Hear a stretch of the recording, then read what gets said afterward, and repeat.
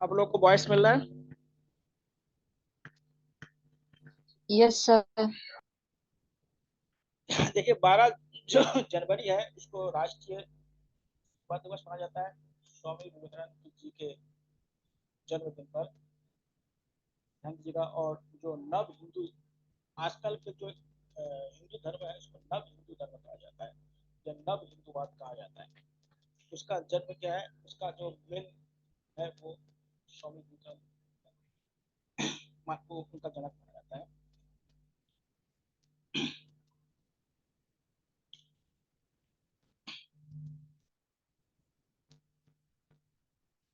अब गीता लिखेगा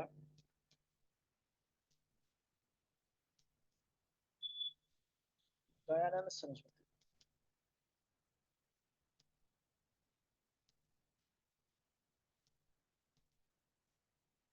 देखिए, इनका मूल नाम मूल शंकर है। मूल शंकर क्वेश्चन पूछा गया था। इन्होंने 1875 में आर्य समाज की स्थापना की।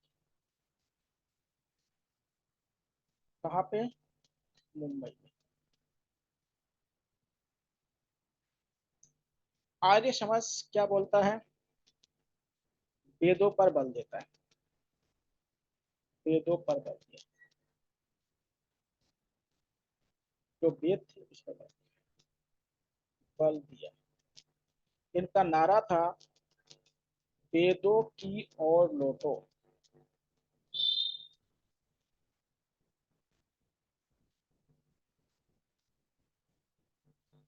Back to Vedas.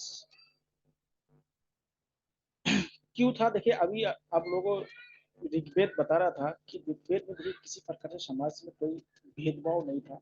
समाज बहुत सरल था। जाति प्रथा कुरीतियां बहुत कम था। देखिए, कोई भी सोसाइटी एकदम प्योर तो हो नहीं सकता, लेकिन उसमें कुरीतियां कम होनी चाहिए। एकदम से कोई प्योर हो नहीं सकता, क्योंकि मनुष्य है, मनुष्य का हर का अपना अपना सोचना होता है। तो इन्होंने क्या है, वेदों की ओर लौटो नारा दिया था। इन्होंने एक पुस्तक लिखा था, सत्यार्थ प्रकाश।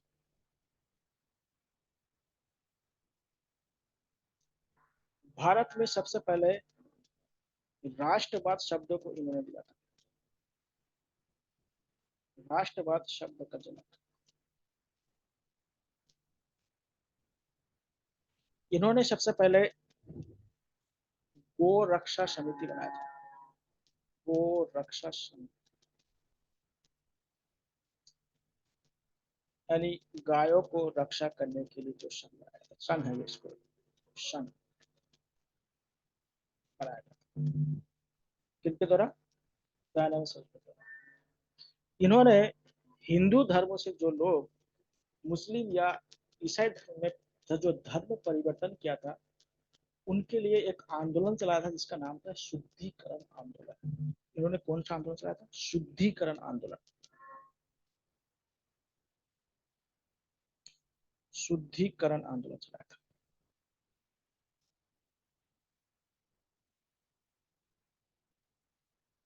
शुद्धिकरण आंदोलन चलाया था, यानी जो हिंदू धर्म से दूसरे धर्म में जो धर्म परिवर्तन करके गए थे, उनको फिर से हिंदू धर्म में वापस लाने के लिए शुद्धिकरण आंदोलन चलाया गया था। तो भारत में सबसे पहले गो रक्षा संघ किसने बनाया था? दयानंद। शुद्धिकरण आंदोलन किसने लाया था? दयानंद सरस्वती। वेदों की और लोटो नारा किसने दिया? दयानंद सरस्वती। सत्यार्थ प्रकाश क्या उन्होंने बुक लिखा था। सबसे पहले राष्ट्रवाद शब्द को इन्होंने दिया था। और इन्होंने आर्य समाज की स्थापना किया था मुंबई में 1875 में। इनका बचपन का नाम क्या था? मूलशंकर। अब देखिए, इनके मरने के बाद इनके शिष्य दो भागों में विभाजित हो गए थे। इनके शिष्य क्या है? दो भागों में विभाजित हो गए। एक लोगों ने डीएवी कॉलेज बनाया, डीएवी दयानंद एंग्लो विद्यालय, मतलब जिसमें क्या है, भारतीय भाषा के साथ साथ क्या इंग्लिश भाषा में शिक्षा दी जाती है। और दूसरा बनाया उन्होंने गुरुकुल।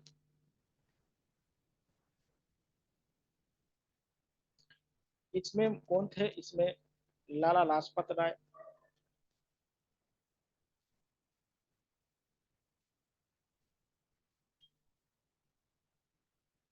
इसमें कौन थे? श्रद्धानंद।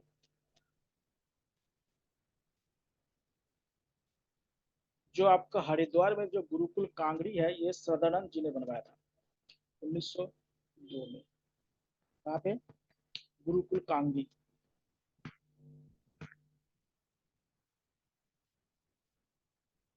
जो वैदिक पद्धति से शिक्षा दी जाती थी। अगर आप हरिद्वार गए होंगे तो यूपीएससी का जो ऑफिस है उसके जस्ट बगल में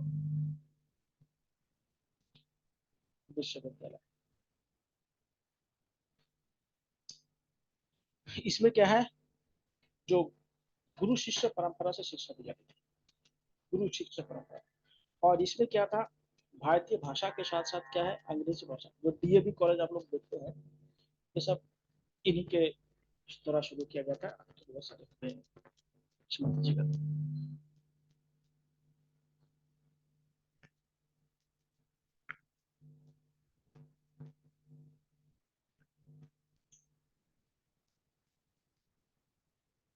महात्मा ज्योतिबा फुले।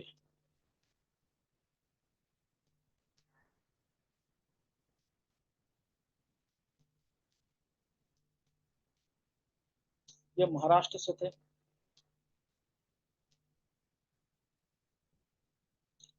इन्होंने दलित वर्ग, दलित वर्ग के बहुत बड़े नेता थे। ये दलित वर्ग में शिक्षा का प्रचार किया। ये शिक्षा, जो पहले दलितों को स्कूल में नहीं जाते थे, इन्होंने दलितों के लिए बहुत काम किया। इनको दलितों का पहला महिष मतलब संस्थापक कहते हैं, दलितों का उद्धारक कहा जाता है। आप लोग जानते हैं जो रोहिलखंड विश्वविद्यालय है, इन्हीं के नाम पे है। महात्मा ज्योतिबा फुले विश्वविद्यालय, जो रोहिलखंड बरेली वाला जो विश्वविद्यालय है। तो दलित वर्ग के लिए क्या शिक्षा का काम इन्होंने किया। इन्होंने एक पुस्तक लिखा था, बुक, जो बहुत बार पूछा था। इसका नाम है गुलामगिरी।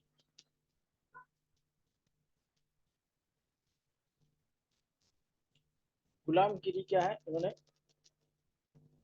पुस्तक लिखा था, जो समाज में जो निम्न जातियों के प्रति जो कुरीति था उनको उजागर करने का काम इन्होंने किया है। गुलामगिरी बहुत फेमस पुस्तक है, जो बार बार पूछा जाता है। तो ज्योतिबा फुले, इनकी पत्नी का नाम है सावित्री बाई फुले। सुने होंगे आप लोगों ने, सावित्री बाई फुले, सावित्री बाई फुले। जो दलित महिला यानी महिला महिला शिक्षा के लिए बहुत काम किया है।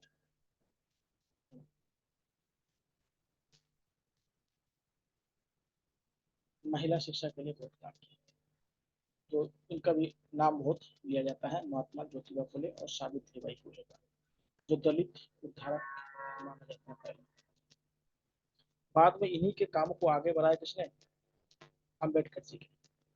देखिएगा, इसी को काम को किसने आगे बढ़ाया है? अम्बेडकर जी ने, भीमराव अम्बेडकर जी ने। भीमराव अम्बेडकर, ये भी क्या दलित उद्धारक थे या दलित नेता माना जाते हैं। देखिएगा, आजादी से पहले जब भारत जब स्वतंत्र भी हुआ था, उस समय भारत के सबसे ज्यादा पढ़े लिखे व्यक्ति थे। इसलिए सोसाइटी, एजुकेटेड पर्सन सोसाइटी में हर समाज में होना चाहिए, तभी वो समाज आगे बढ़ता है।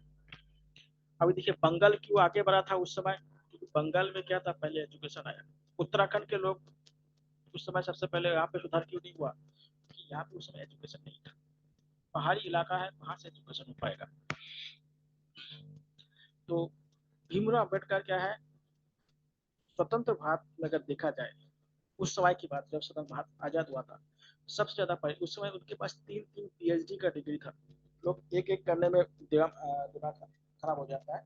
और वो इंडियन स्कूल से नहीं था, विश्वविद्यालय से, वो था Columbia British economics British economics जो कहते हैं, London economics, sorry London economics जैसे कॉलेज से पीएचडी किया था इकोनॉमिक्स में, लॉ में पीएचडी किया, इकोनॉमिक्स में पीएचडी किया और साइंस में पीएचडी किया।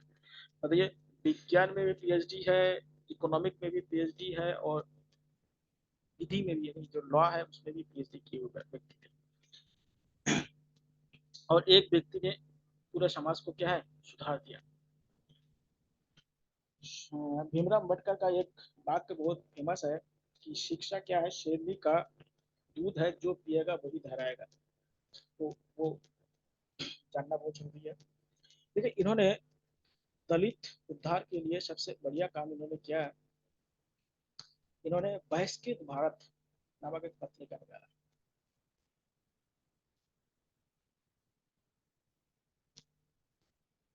दूसरी बात है, 1932 में पूना पैक्ट पर साइन किया था, पूना पैक्ट किया था।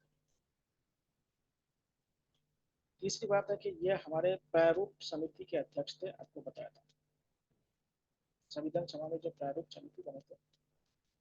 उसके बाद जो भारत और ब्रिटिश में 3 गोलमेज सम्मेलन हुआ था, उन तीनों गोलमेज सम्मेलन में भाग लिया था, उसको बाद में बताऊंगा। तीनों गोलमेज सम्मेलन में उन्होंने भाग लिया था। और ये भारत के पहले विधि मंत्री थे, भारत के पहले क्या थे, कानून मंत्री थे, विधि मंत्री। और बाद में इन्होंने 1956 में बौद्ध धर्म स्वीकार कर लिया था। कौन सा धर्म स्वीकार कर लिया था, बौद्ध धर्म को स्वीकार कर लिया था। धन्यवाद। एक धर्म सुधारक के नाम जानिएगा, बी.के. कर्वे।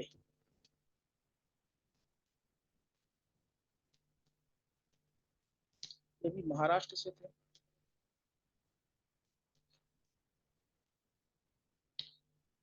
इन्होंने सबसे पहले विधवा विवाह पर बहुत काम किया, इन्होंने खुद विधवा विवाह किया, विधवा विवाह पर बहुत काम किया, लोगों को जागरूक किया, और महिला शिक्षा पर काम किया।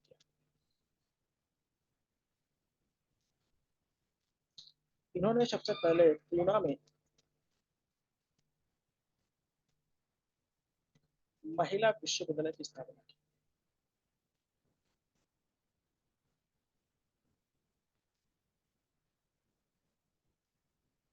सबसे पहले महिला विश्वविद्यालय की स्थापना कहाँ किया था, पूना में, डी.के. कर्वे जी ने किया था। पूना में महिला विश्वविद्यालय की स्थापना किया था, जो महिला शिक्षा को समर्पित था।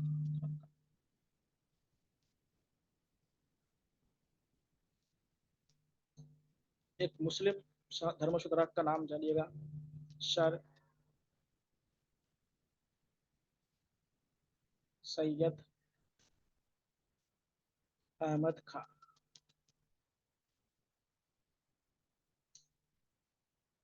देखिए, सर सैयद अहमद खां की बात अगर मुसलमान लोग मान जाते, जैसे अंबेडकर की बात को अगर जैसे दलितों ने माना है, उसी प्रकार से अगर सर सैयद अहमद खां की बात अगर मुस्लिम मान जाते, तो आज मुस्लिम में इतना बेरोजगार और इतना अशिक्षा नहीं होता है। आप देखिएगा, लगभग सभी दलितों के जहाँ पूजा स्थान है, वहां पे अंबेडकर जी के फोटो लगे हुए हैं। तो अंबेडकर जी का कितना महत्व है कुछ समझिएगा। आज गांधी जी का मूर्ति टूट जाएगा तो कोई विरोध नहीं होगा, आज अंबेडकर जी का मूर्ति कोई तोड़ के दिखाइए, कितना बड़ा विरोध हो जाएगा। तो वही है कि जो समाज के जो ज्यादा समझदार व्यक्ति है, उनको जब ना मान के समाज के जो रूढ़िवादी लोगों को जब फॉलो करते समाज, तो समाज क्या होता है, ज्यादा दिक्कत होता है। अगर सर सैयद अहमद खां जी को अगर मुस्लिम लोग फॉलो करते, या एपीजे अब्दुल कलाम को अगर फॉलो करते, तो समाज में उतना नहीं होता है। वैसे हिंदू धर्म में भी बहुत सारे ऐसे लोग हैं जो रूढ़िवादी लोगों को फॉलो करते हैं, तो उनको फॉलो करने से समाज डाउनफॉल ही होता है, अप नहीं हो सकता है। तो समझ, जैसे अम्बेडकर जी ने को फॉलो किया है, दलितों ने अगर उसी प्रकार से अगर बोल रहा हो, सर सैयद अहमद खान जी को अगर फॉलो करते मुस्लिम, तो उनकी कंडीशन आज से बेहतर होती, लेकिन नहीं किया, वो उनका अलग का अपना मानना है। देखिए, इन्होंने सबसे पहले 1870 ईस्वी में साइंटिफिक सोसाइटी बनाया था।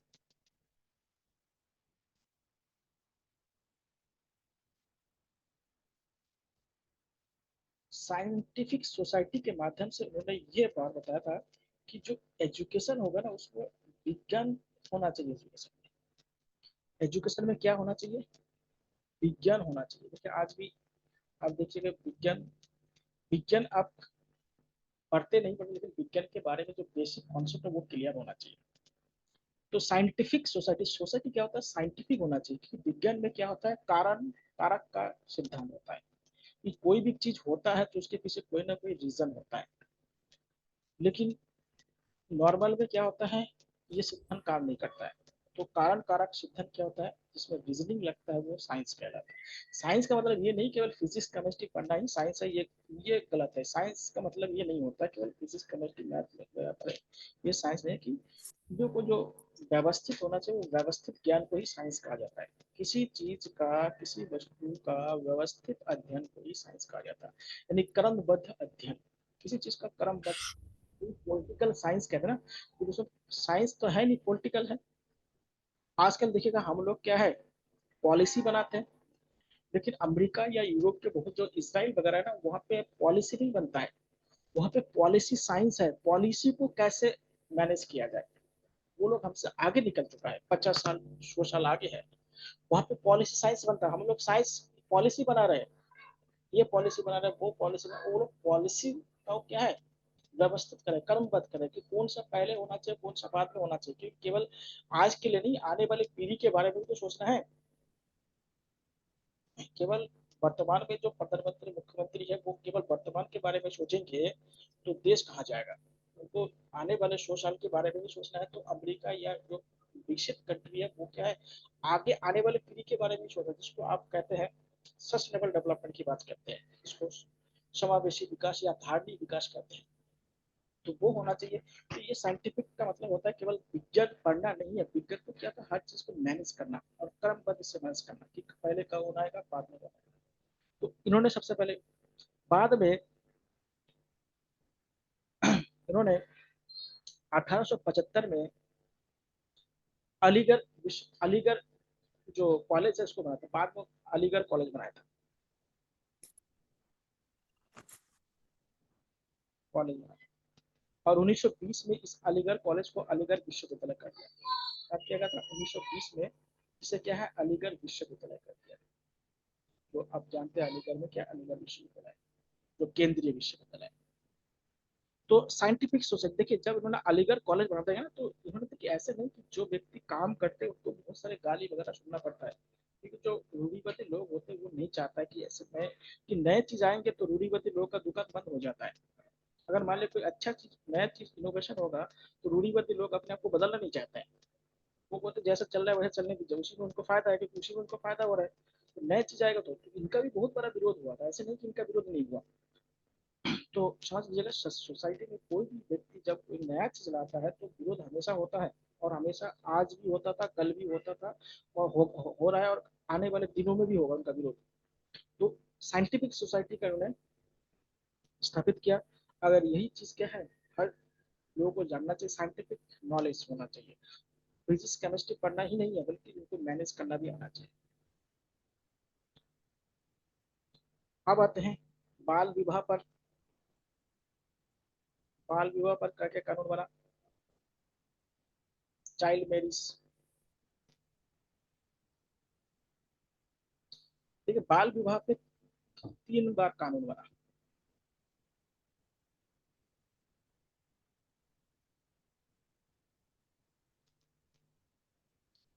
पहला जो कानून बना है, एज ऑफ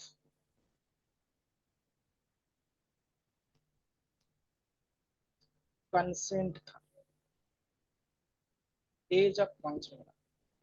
फिर बाल विवाह अधिनियम बना।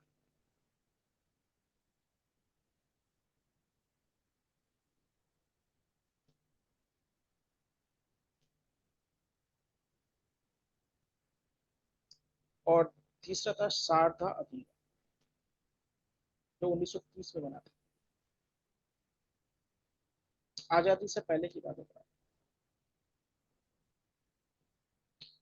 इसमें देखिए क्या, जो लड़का का उम्र है उसमें 14 साल कर दिया। 14 वर्ष से कम लड़की की शादी बैंड है, और जो लड़की की थी उनका 12 साल का। इसमें लड़का का उम्र और बढ़ा दिया गया, 16 साल कर दिया, और लड़की का 14 साल कर दिया। ठीक है, इसमें लड़का का उम्र 18 साल कर दिया और लड़की का 16 साल। और हमारा जब संविधान बना तो संविधान में लड़का का 21 साल, लड़की का 18 साल। अभी नया अधिनियम बना है, उसमें लड़की का भी उम्र कितना कर दिया है शादी के लिए, 21 वर्ष कर दिया है। लड़का और लड़की दोनों का उम्र सेम कर दिया गया।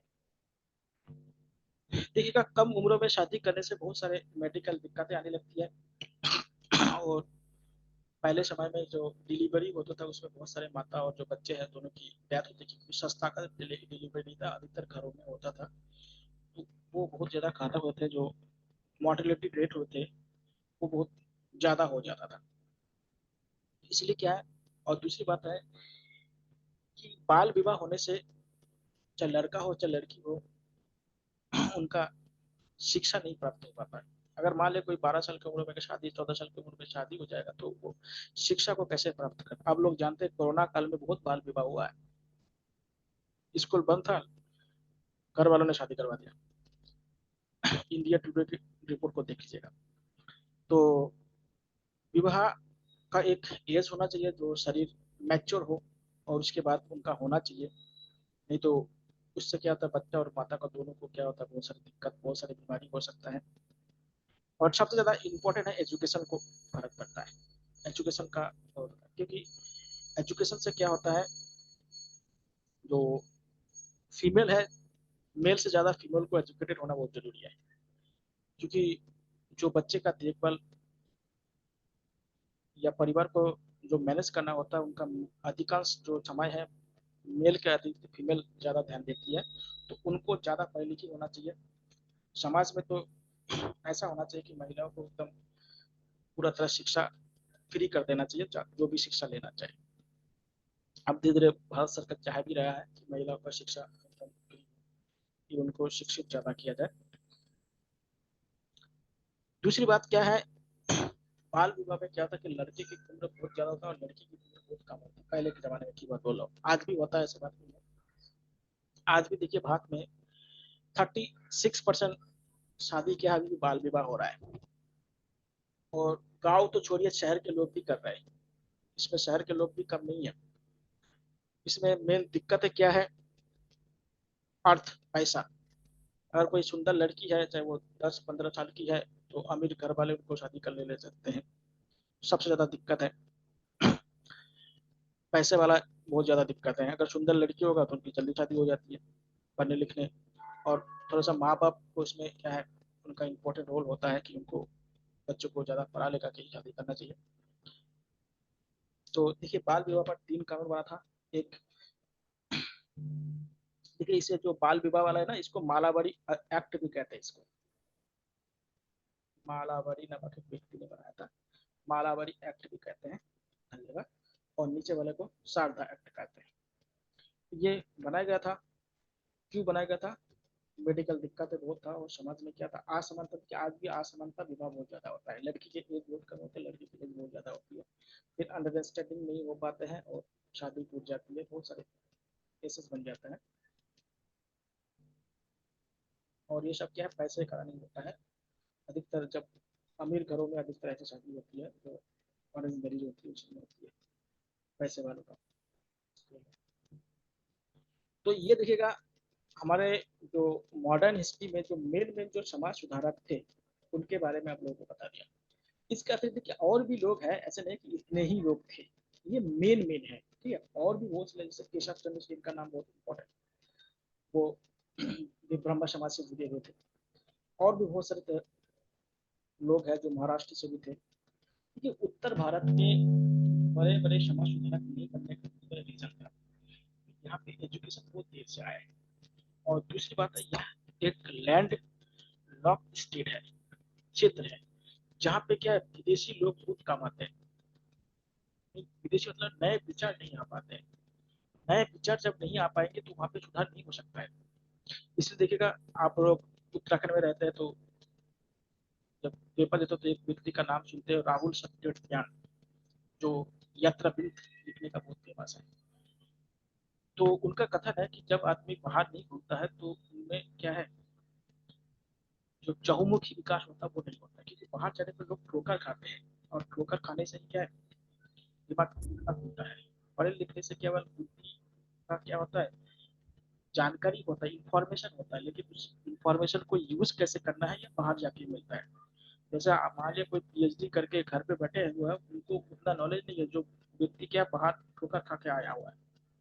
तो ये भी क्या, जैसे बोलते हैं कि अनुभव से लोग ज्यादा सीखते हैं, न कि पढ़े लिखे। इसे देखिए, स्वामी विवेकानंद ने भी कहा है कि आप एक धार्मिक पुस्तक पढ़ने से ज्यादा क्या, 1 घंटे आप फुटबॉल खेलिए। फुटबॉल खेलने से आपका शारीरिक और मानसिक विकास दोनों होगा, और किताब पढ़ने से क्या होगा, मानसिक इंफॉर्मेशन मिलेगा। उन इंफॉर्मेशन का यूज कहाँ करेंगे जब आप उसका मानसिक स्तर आपका सही नहीं होगा, शारीरिक स्तर का सही नहीं होगा। इसलिए देखिए, बंगाल में जो फुटबॉल का खेल है ना, उस खेल का जनक ही गांधी है। तो बोला कि बड़े बड़े ग्रंथ ग्रंथ मत पढ़िए, उससे बढ़िया कि खेल एक फुटबॉल के लिए शारीरिक और मानसिक तंदुरुस्त रहेगा तो अच्छे विचार आएंगे। और शारीरिक और मानसिक अगर आप बिगड़े हुए हैं तो अच्छे विचार आएंगे कहाँ से। तो अच्छे विचार के लिए मानसिक और शरीर भी क्या है, हष्ट पुष्ट होना बहुत जरूरी है। तो देखिए, आजकल जो शहर में जिम हो गया, दौड़ना फिरना, जो एक्सरसाइज वाला रूटीन बहुत ज्यादा होने लगे, क्योंकि रूम पे बैठे बैठे क्या होगा, दिमाग में डेवलपमेंट नहीं हो पाता। अब देखिए, जब ये धर्म और सामाजिक सुधार जब हुआ ना, तब लोगों के अंदर क्या होता है, एकजुटता है, मिडिल क्लास क्या होता है, फिर एक होने लगी। भाषा देखिए, सभी लोग अगर देखिए, पहले क्या था, बंगाल के लोग केवल बांग्ला जानते थे, उत्तर प्रदेश के लोग हिंदी जानते थे। अब बातें कैसे करें, बातें कुछ समझ में आ नहीं रहा है। लेकिन जब बंगाल के मिडिल क्लास और उत्तर प्रदेश के मिडिल क्लास अंग्रेजी सीख गए, तो दोनों आपस में बात कर रहे हैं, पत्र व्यवहार करना शुरू कर दिया। जब पत्र व्यवहार, देखिए अब बंगाल में अत्याचार हो रहा है, वही अत्याचार यूपी में पहुंच रहा है। यूपी में कोई अत्याचार हो रहा है, अंग्रेज कर रहे हैं, वो खबर क्या है, बंगाल में। तो इससे लोगों में जो जागरूकता है वो बढ़ने लगे, और अंग्रेजों के जो दुष्प्रचार नीति था उनके खिलाफ क्या है, ये लोग धीरे धीरे इकट्ठा होने लगे। पहले क्या था, भाषा का बहुत बड़ा बाधा था, अब होने लगे। दूसरी बात क्या था कि अंग्रेज जो लोग थे या कंपनी के लोग थे, नए नए हथियार, नए नए युद्ध स्तर के नए नए पद्धति लेके आए, जो क्या है, भारत जैसे जातिवाद और धर्मवाद वाले देशों में फिट नहीं हो पा रहा था। जैसे 1806 ईस्वी में क्या था, उस सेना को क्या बर्मा में युद्ध करने के लिए भेज दिया। अब तो ये बर्मा में जाएंगे, जो आजकल म्यांमार है उसको पहले बर्मा कहा जा रहा था, तो जल यात्रा करना पड़ेगा। अब जल यात्रा करेंगे तो क्या होगा, धर्म भ्रष्ट। अब धर्म भ्रष्ट होगा तो आर्मी, जो भी हिंदुस्तानी आर्मी था वो विरोध करेगा, तो आर्मी ने विरोध कर दिया। दूसरी बात है कि जो हथियार था, हथियार में नया जो हथियार आया था, उसको चिकनाई करने के लिए गाय और सुअर की चर्बी लगाई जाती थी, और उसको मुंह से काटना होता था, काट तो उसको। अब हिंदुओं के लिए क्या है, गाय पवित्र है, और मुसलमान के लिए क्या है, गाय और जो सुअर है वो अपवित्र है। दो धर्म के लोग क्या है, इससे नाराज होते हैं। उसके बाद जो ये जो धार्मिक और सामाजिक जो सुधार किया है अंग्रेजों ने, जो गवर्नर जनरल ने किया है, जो रूढ़िवादी लोग है, जो पुरातनवादी लोग है, या जो दक्षिणपंथी लोग है, ये इनको सही नहीं मानते। वो बोल रहे कि पहले का जमाना सही था, सती प्रथा सही था, विधवा विवाह नहीं था, बढ़िया था। क्योंकि उससे क्या था, उनको समाज में ज्यादा प्रतिष्ठा था। जैसे बंगाल में एक राधाकांत देव करके व्यक्ति थे, उन्होंने क्या है, अंग्रेजों का मतलब सती प्रथा का क्या है, फिर से शुरू करने के लिए आंदोलन चला दिया। तो भारत के लोग जो दक्षिणपंथी लोग थे वो क्या था, फिर से उसको करने के लिए शुरू हो गए, तो उससे क्या था, दक्षिणपंथी लोग नाराज हो गए। दूसरी बात है, जो कृषि जो सुधार किया था भूमि, उससे जो किसान है, जमींदार है, वो बहुत क्या त्रस्त हो गए थे, वो भी दुखी हो गए। उसके बाद जो व्यापारी थे उससे टैक्स बहुत ज्यादा लिए जा रहे थे, हर जगह पे टैक्स ले रहे थे, जो व्यापारी थे वो भी दुखी हो गए। अंग्रेज व्यापारी थे उनसे टैक्स नहीं लेते थे, इंडियन व्यापारी से टैक्स लेना शुरू कर दिया। दूसरी बात है, इस समय ब्रिटेन में क्या है, बड़े बड़े कारखाना लगना शुरू कर दिया। तो ब्रिटेन देखिए, पहले भारत से क्या है, सूती वस्त्र ब्रिटेन में ले जाते, यूरोप में ले जाते, वो बेचते। अब भारत से कच्चे माल ले जाते थे और वहां से सूती वस्त्र मशीन से बना बना के ले आते थे, जिससे भारत में जो सूती वस्त्र बनते थे वो महंगे हो गए, और जो ब्रिटिश सूती वस्त्र थे वो सस्ते हो गए। और इससे क्या हो गया, जो कारीगर लोग थे वो भी बेरोजगार हो गए, वो भी क्या हो गए, बेरोजगार हो गए। उसके बाद जो यहाँ के जो राजा महाराजा थे उनको भी क्या है, डलहौजी ने जो हड़प नीति अपनाया था, जो हड़प नीति उन्होंने शुरू किया था लॉर्ड डलहौजी, उससे से बहुत सारे जैसे गोद लेने की प्रथा, जो दत्तक पुत्र जिसे कहते हैं, जैसे, तो उन्होंने बोला कि जो राजा निसंतान मर जाएगा उसके राज्य को ब्रिटिश या कंपनी में मिला दिया जाएगा। जैसे झांसी की रानी का नाम सुने होगा, झांसी। उसके बाद हैदराबाद, जो लखनऊ था। उसके बाद कानपुर। बहुत सारे ऐसे राज्यों को क्या है जिनका उत्तराधिकारी ना होते हुए साम्राज्य में मिला लिया। इससे क्या हुआ, इससे क्या हुआ कि जो पूरे भारत में एक प्रकार के क्या है, विद्रोह के ऊपर, विद्रोह के एक आग उगालने लगा कि विद्रोह शुरू कैसे हो, विद्रोह शुरू कैसे हो। इसी बीच में क्या है, मंगल पांडे, बैरकपुर में मंगल पांडे ने जब कारतूस को, यानी गाय और सुअर की चर्बी चर्बी वाला कारतूस को इस्तेमाल करने से मना कर दिया, तो उसको फांसी दे दिया। वो भी क्या है, पूरे सैनिकों में फैल गया कि अगर ऐसे करेंगे तो। इसी बीच क्या है कि जो लीडर थे उन्होंने बोला कि हम एक विद्रोह करेंगे और ब्रिटिश को यहाँ से हटा देंगे, जो ब्रिटिश इंडियन आर्मी थे मेनली। तो उन्होंने मेरठ के जो छबनी था वहां से उन्हें 10 मई को विद्रोह करना शुरू कर दिया, और ये विद्रोह को क्या 1857 की क्रांति के नाम से जाना जाता है। इस विद्रोह को किस नाम से जाना जाता है, 1857 के रिवोल्यूशन ऑफ 1857, या भारत के प्रथम स्वतंत्रता संग्राम के नाम से भी जाना जाता है। शुरू कहाँ से हुआ था, 10 मई 1857 से शुरू हुआ था, मेरठ से, मेरठ से। ये इसको शुरू करना था 30 जून को, 30 जून को इसलिए शुरू करना था कि 30 जून को उत्तर